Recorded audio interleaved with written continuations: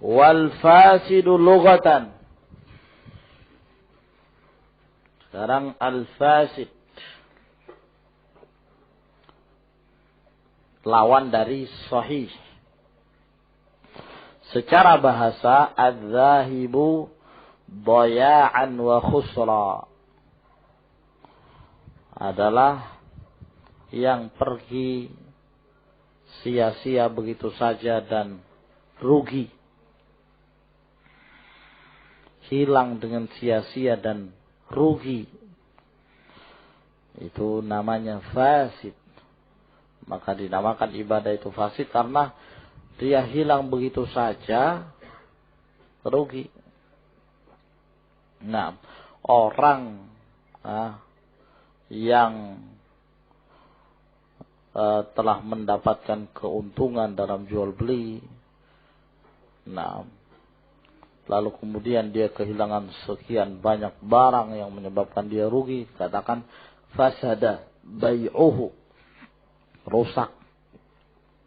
Nah, ini karena dia rugi, hilang begitu saja. Wastilahan, adapun secara istilah ya tinggal ditambah la itu. Karena dia adalah kebalikan dari sahih. Ma la tatarattabu atharu fi'lihi alai, apa yang tidak ada hasil, apa yang tidak berdampak, apa yang tidak memberikan efek dari pengaruh-pengaruh perbuatannya. Jadi tidak ada hasilnya, tidak ada pengaruhnya. Istilahnya apa ya kawan? Wujuduhu ka'adamihi, adanya perbuatannya seperti tidak ada, karena nggak beri pengaruh. Nah, tidak memberikan efek. Dia kerjakan pun tanggungan kewajiban itu masih ada pada dia. Ibadatan kana am aqdan, apakah ibadah atau akad? Sama saja dalam perkara ibadah maupun dalam hal akad.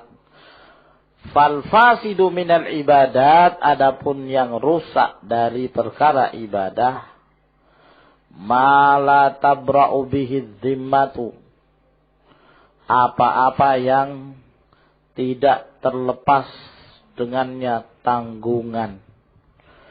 Ya. Tanggungan itu masih belum lepas. Kewajiban masih dikenakan pada dia. Dia masih harus menjalankannya. Wala yasqutu bihi talab, dan tidak gugur dengannya satu permintaan, tuntutan. Kasolati qabla waktiha, seperti solat sebelum waktunya. Berarti dia solat dalam keadaan apanya yang tidak ada ya kawan? Apanya?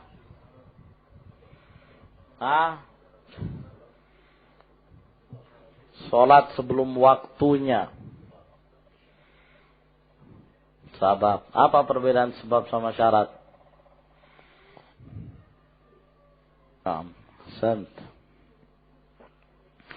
Ya, jadi ini apa ini? Solat sebelum waktu yang tidak ada apanya? Sebab. Nah, walaupun dia solat duhur padahal belum zawal, maka solat yang dia kerjakan tersebut, ya, dalam artian tidaklah menjatuhkan tanggungan dia. Dia harus tetap melaksanakan sholat zuhur. Tuntutan terus ditujukan pada dia. Nah, itu yang dimaksud. Ya. Tapi apakah sholat sebelum zuhur itu tadi, yang dia melakukannya sebelum masuknya waktu zuhur karena tidak tahu, bukan karena kesengajaan, tapi karena tidak tahu, jahil. Setelah dia sholat, loh, ternyata masih jam 11. Dia menyangka sudah jam 2 begitu. Ya, biasakan orang bangun keliru melihat jam. Menyangka jam 2, padahal masih jam 11. Maka dia sholat, selesai sholat, ternyata belum masuk waktu zuhur. Nah, apakah sia-sia perbuatannya itu? Nah, tidak. Akan tetapi amalan tersebut dianggap sebagai amalan nafilah. Berubah menjadi sunnah. Ya, ini alal qaulir rajih. Wallahu a'lam. Wal fasidu minal uqudi.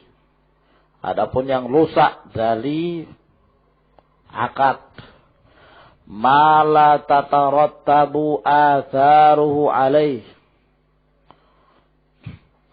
Apa-apa yang tidak menghasilkan pengaruh atasnya. Ya, apa-apa yang tidak punya akibat, tidak punya dampak pengaruh atas jual beli tersebut.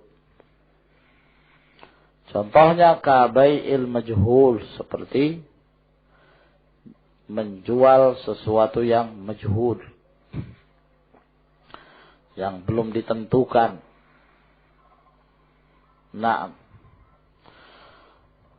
ini penjual ikan. Lalu ya, ini si pembeli datang. Kata penjualnya, kamu ya melempar, silakan melempar ya di antara kolam-kolam tersebut. Di situ bermacam-macam ikan, ada yang besar, ada yang kecil. Maka kerikil mana yang jatuh ke dalam kolam, maka ikan itulah yang kamu dapat. Harganya sama 3.000.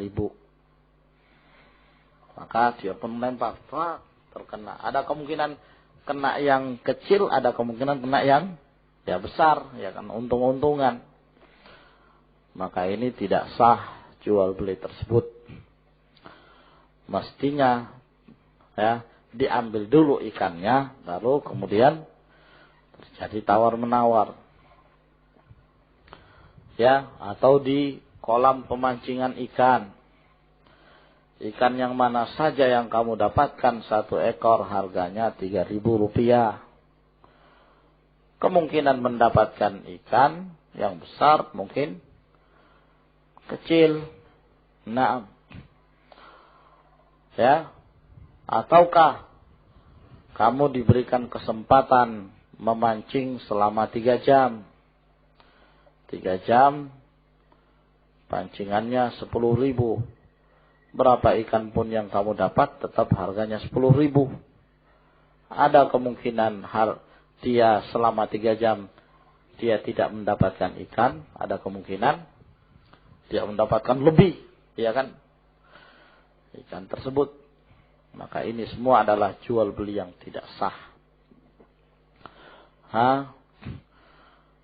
Kata penjualnya, kamu silahkan coblos yang mana saja. Masing-masing harganya 1.000.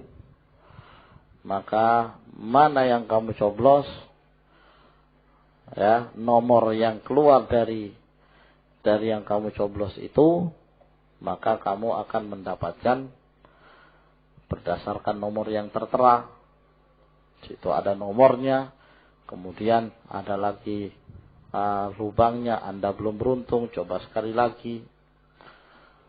Nah, dia mencoblos, ada kemungkinan dapat, ada kemungkinan tidak. Ini semua termasuk dari jenis khimar, perjudian. Nah, atau misalnya barang terbungkus. Barangnya terbungkus. Ya. Dia mengatakan, ya, silahkan beli barang-barang ini. Harganya 10.000. Ya nggak tahu kita barang apa itu. Nah, kita nggak tahu barang apa. Ustaz Abdul Halim, coba. Nah, ya,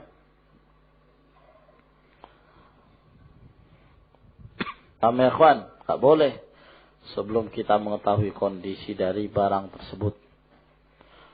Pernah, ya, waktu kecil anak dulu sering jalan-jalan ke pasar.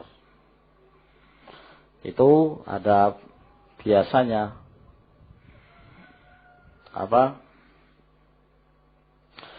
Kalau orang-orang apa? Kasar bilang apa itu? Mana sahal? Aina sahlun?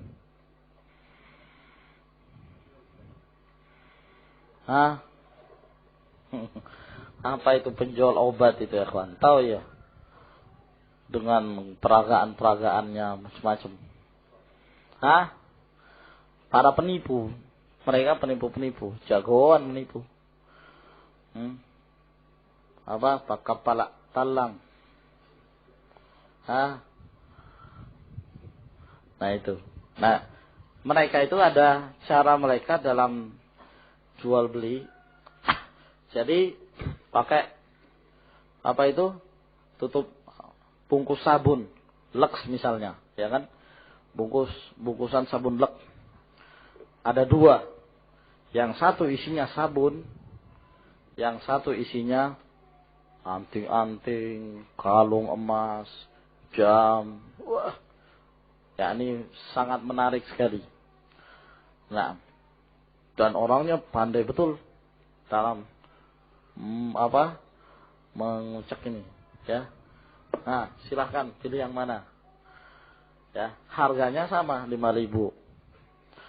Ada kemungkinan mendapatkan sabun, ada kemungkinan mendapatkan kalung. Nah, dan kepandaian dia, ya, subhanallah. Ya. Mesti kalau bukan temennya, mesti dapat sabun. Ya. Allah alam caranya kayak apa. Yang jelas penipuan tentunya. Tapi kalau pas temennya, mereka kan ya punya banyak teman gitu. Cuman beralasan sebagai pembeli. Untuk menarik orang. Ya. Saya beli ini. Ya, saya pilih yang ini. Kayaknya yang ini yang tadi. Yang ini yang isinya kalung, isinya ditunjuk, dia buka, diperlihatkan sama orang. Wah, betul dapat. Pulanglah dia, padahal temannya sendiri. Nah, sehingga orang kan banyak yang tertarik. Habislah ya uang orang dalam keadaan mereka pulang hanya membawa sabun. Sabun Lux. Nah, kadang uangnya 100.000 dapat sabun sekian. Nah, ingin mendapatkan ya yang tadi yang diinginkan. Allah musta'an. Ini semua masuk ke dalam bai'ul majhul. Ya. Nah, terus gimana kalau orang mau beli semangka? Enggak tahu rasanya kan.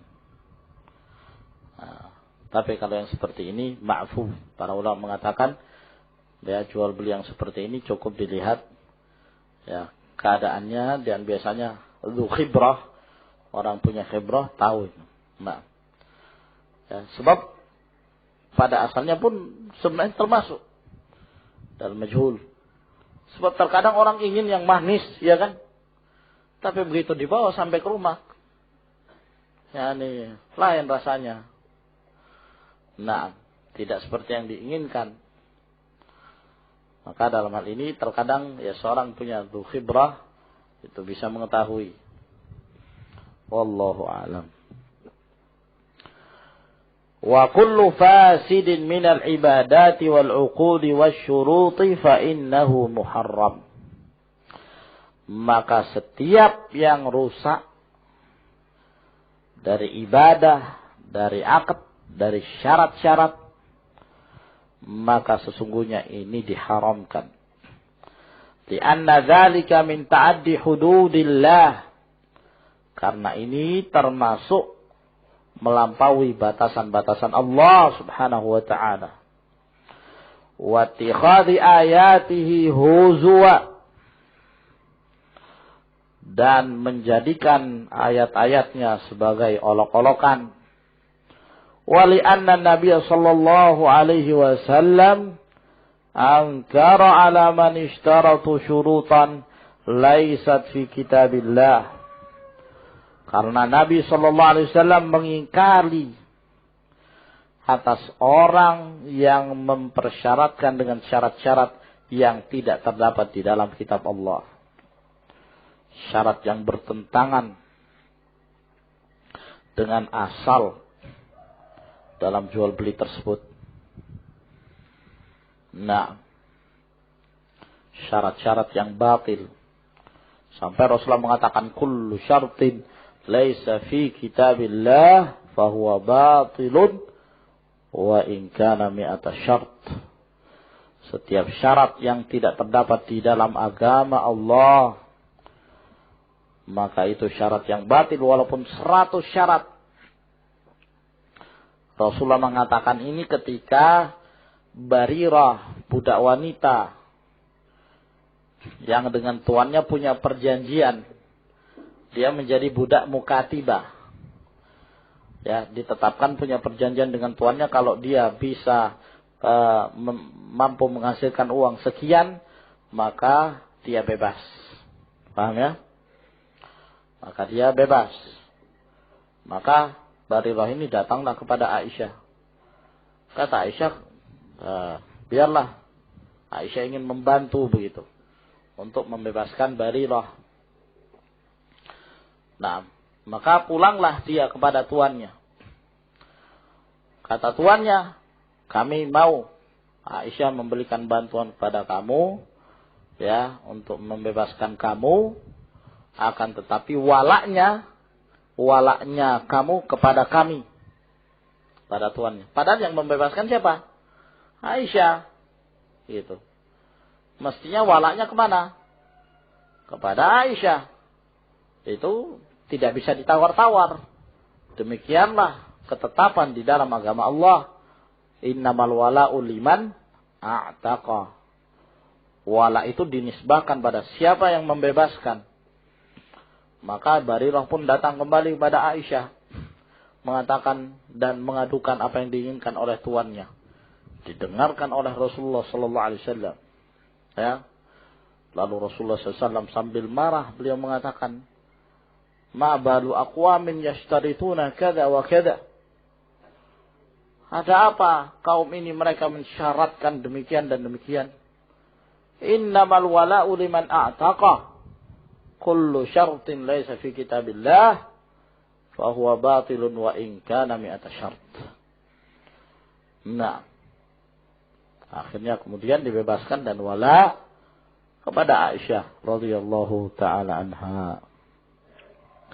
Wal fasid wal batil bima'nan wahidin illa fi mawdhi'ain.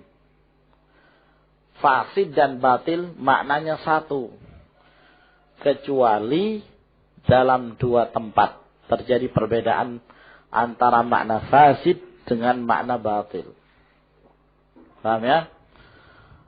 Berbeda antara makna fasid dan makna al-batil.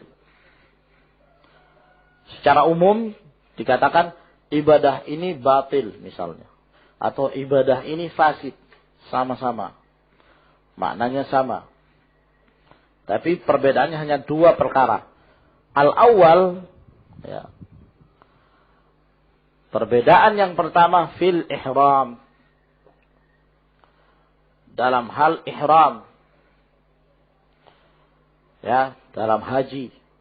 Farraqu bainahuma, bahwa mereka para ulama membedakan di antara keduanya bi annal fasida ma wati'a fihi al-muhrim, bahwa haji yang fasid, ya, apabila orang yang sedang berihram menunaikan ibadah haji itu dia menyetubuhi istrinya wati'ah qabla tahallulil awal, padahal belum tahallul, ya, dia belum tahallul, dia belum bercukur, ya, menyelesaikan hajinya.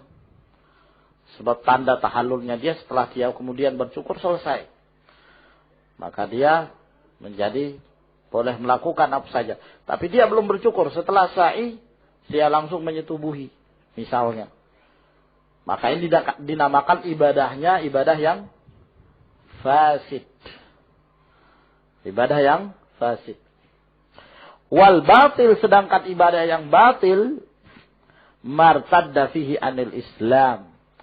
Siapa yang murtad dari Islam, dia sedang berhaji, ya, di pertengahan hajinya dia murtad. Dia batil jadinya hajinya itu.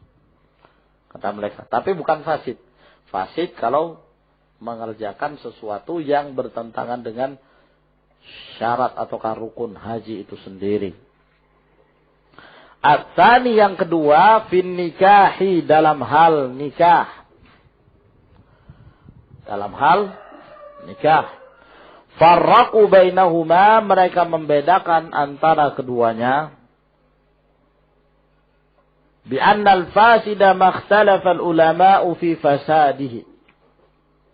Bahwa dinamakan nikah itu nikah yang fasid, nikah yang rusak, apabila para ulama berselisih dalam hal rusaknya suatu pernikahan. Kan nikahi bila wali, seperti menikah tanpa wali. Walaupun jumhur dari kalangan para ulama, dan itu pendapat yang sahih dan dikuatkan dengan dalil, la nikaha illa biwali, tidak ada pernikahan, tidak sah pernikahan kecuali kalau dengan wali. Akan tetapi ada sebagian mazhab seperti Hanafiyah, mazhab Hanafi, mereka membolehkan pernikahan tanpa wali. Ya. Walhasil terjadi perselisihan, walaupun yang rajih syarat harus ada wali dalam hal pernikahan. Maka barang siapa yang melakukan pernikahan tanpa wali, dikatakan nikahnya itu fasid, tidak dikatakan batil. Paham ya? Adapun kalau dinamakan pernikahan itu batil, wal batilu ma ajma'u ala butlanihi, adalah kalau mereka sepakat bahwa pernikahan itu batal, tidak sah. Kanikahil mu'tadda, seperti menikahi wanita yang masih dalam keadaan status iddah, menunggu masa iddah, sudah dinikahi. Ya. Naam. Seorang wanita cerai dengan suaminya misalnya, dalam keadaan dia hamil. Iddahnya kapan? Iddahnya kata Abdul Malik Al-Jakarti, berapa tadi? 4 bulan. 4 bulan 10 hari. Wah, lagi apa? Lagi besar-besarnya itu.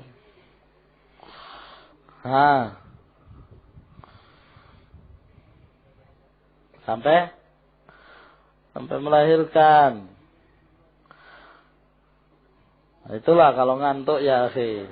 Susah kalau ngantuk. Wa ulatul ahmali ajaluhunna ayyadna hamlahunna.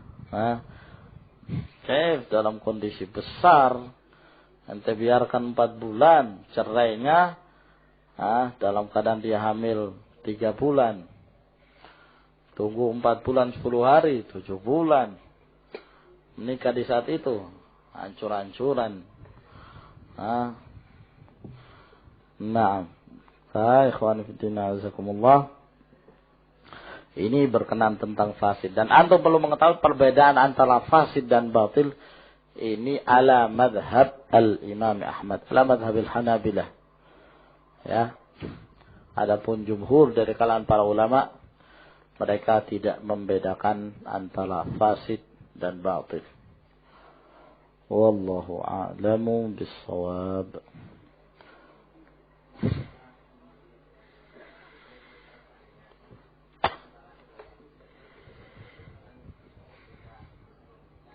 Kalau misalnya dia sudah beli, terus yang satunya mengatakan afwan saya nggak jadi beli, marah nggak dia? Setelah dia beli, sudah ada barangnya. Lalu kemudian yang awalnya membeli mengatakan, afwan, saya nggak jadi beli. Marah nggak dia? Hah? Haknya dia. Haknya si pembeli, karena belum ada akad sampai dia memiliki barang. Nah, itu menunjukkan ada hilah. Dia tidak membeli barang itu, melainkan karena akan dibeli sama yang lain. Paham? Sekarang dia sudah capek mencari, dia sudah pesan misalnya dari Surabaya. Sampai, maaf saya tidak jadi beli. Haknya dia, karena belum ada akad sama sekali. Sampai ada barang. Paham ya? Nah, di situ hilahnya. Nah, sehingga hal ini tidak diperbolehkan. Wallahu a'lam. Hah? Itu min babil wikalah, perwakilan. Maka yang diwakilkan harus amanah. Jangan dia sebagai wakil, tolong belikan ini. Harganya 1.000, dia mengatakan harganya 1.500. Ini dia sebagai perwakilan, khianat dalam perwakilan.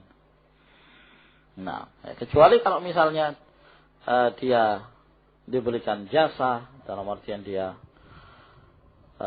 membelikan sesuai dengan harganya, lalu pemilik barang ini mengatakan, ya sudah, ini untuk kamu, sebagai pemberian dari dia, tidak jadi masalah. Nah,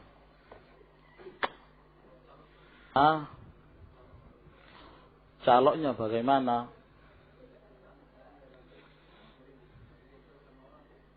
Dia sudah mempunyai barang itu, iya kan? Dia harus punya barang itu. Dia sudah beli dari agen. Oh belum, nggak bisa, nggak bisa, nggak sah jual beli itu.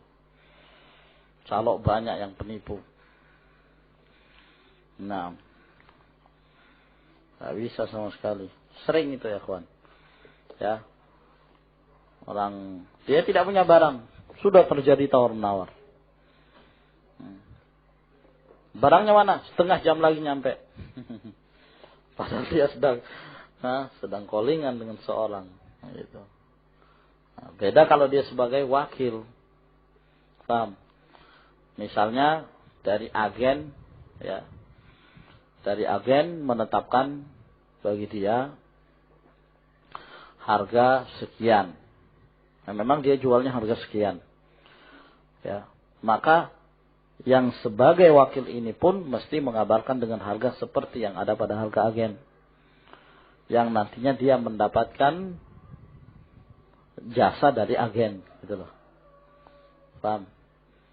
Dapatkan jasa dari agen sebagai wakil. Misalnya harganya 1,5 juta. Nah, dia ngabarkan juga begitu, 1,5 juta. Nah, terjadi tawar menawar, kan dia sebagai wakil. Ya, telah diwakilkan oleh agen tersebut untuk diperbolehkan tawar menawar. Terjadi, ya na'am, tunggu setengah jam. Datang, tidak mengapa dibelikan. Nah, karena dia statusnya seperti orang yang memiliki barang tersebut. Tapi kalau misalnya dia tidak punya barang, tawar menawar, harga asal yang diambil dari agen 1,5 juta. Lalu tawar menawar berapa? Kesimpulannya dia ingin menerima 1,8. Padahal dia mengambil 1,5. Tapi dia tidak mengambil kecuali kalau sudah ditetapkan, ya kan, harganya. Setelah tetapkan 1,8, dia ambil dari agen 1,5. Dia dapat untung lagi 300.000. Ini bai'u ma la yamlik. Naam, wallahu a'lam bishawab. Wah, banyak betul ini. Kenapa? Bagaimana? Dia dari agen.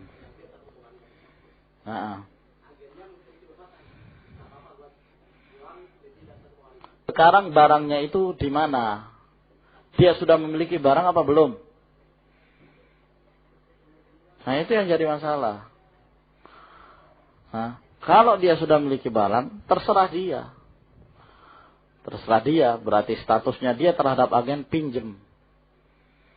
Ya, saya menjual kamu 1,5 juta. Ya, saya ambil 10 misalnya. Paham? Dia statusnya pinjaman kepada agen. Dalam artian dia harus lunasi itu kan. Nah, ya, maka dia menjual terserah dia. Karena dia sudah memiliki barangnya. Tapi kalau belum, kenapa dia naikkan dalam keadaan dia tidak punya barang? Nah, wallahu a'lam.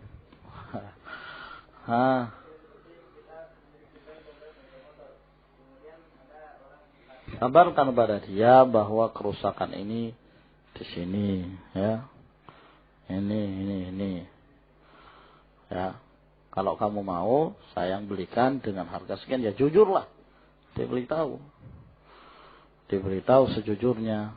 Barakallahu fiik.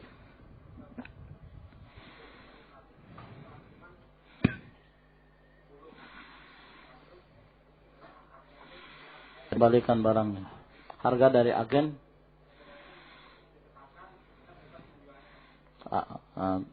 dan agennya memberikan izin.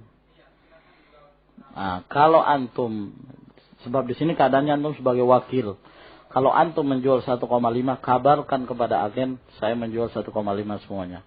Kalau antum jual 1,8, kabarkan pada agen saya menjual 1,8. Diberitahu seluruhnya. Jadi karena antum sebagai wakil. Paham? Nah, wallahu a'lam.